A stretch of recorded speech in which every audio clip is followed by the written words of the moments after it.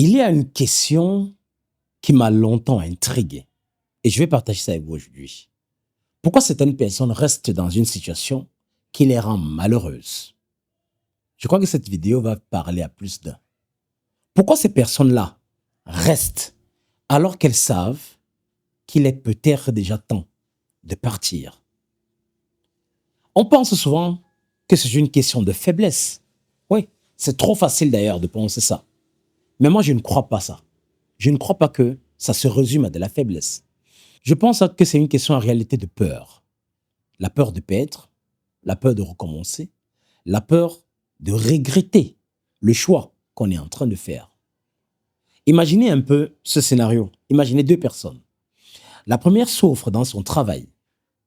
Chaque matin, elle se lève sans envie, vide, détachée. Elle rentre le soir épuisée. Elle se plaint, elle crie, elle ne en veut plus. Mais elle ne démissionne pas. On va se demander pourquoi. Parce qu'en réalité, cette souffrance-là, elle la connaît déjà.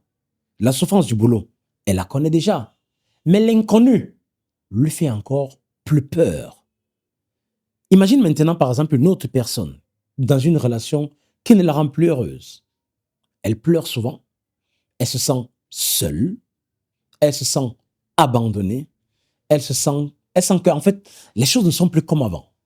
Mais pourtant, elle reste. En fait, elle ne reste pas toujours parce qu'elle aime encore. Parfois, elle reste parce qu'elle ne sait plus qui elle sera après cette relation. Et c'est là que j'ai compris quelque chose de fondamental. Nous ne restons pas toujours attachés à ce qui nous fait du bien. Nous restons le plus souvent attachés à ce qui nous est familier, même lorsque ce familier-là nous fait souffrir. Notre cerveau préfère parfois une douleur connue à une liberté inconnue. Mais il y a une vérité derrière que l'on découvre souvent trop tard. Chaque jour passé dans une situation qui détruit une partie de nous est un jour que nous ne récupérerons plus jamais.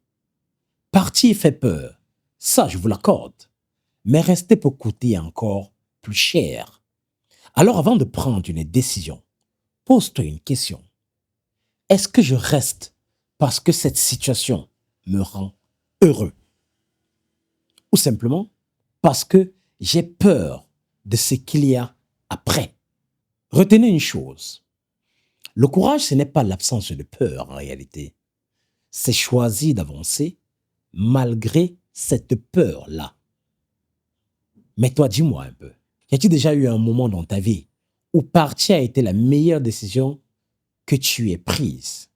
Partage-moi ça en commentaire et essayons de faire un débat là-dessus. Si vous voulez, ce dimanche, on pourra faire un live sur cette question. Pourquoi on reste même quand on sait que ce n'est plus le moment ou le temps de rester? Je sais que beaucoup de coachs, beaucoup de personnes, beaucoup de vidéos vont vous dire il faut partir. Mais c'est trop facile de le dire plutôt que de l'appliquer. Vous voyez un peu la différence? Parce que le cerveau est habitué à ce qu'il connaît. C'est comme la mort. Elle nous fait peur parce qu'on ne la connaît pas. Tout ce qui est étranger fait peur.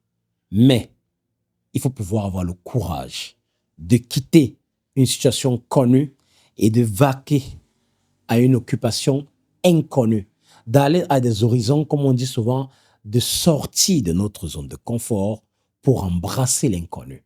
Parce que c'est parfois là où se trouve votre bonheur.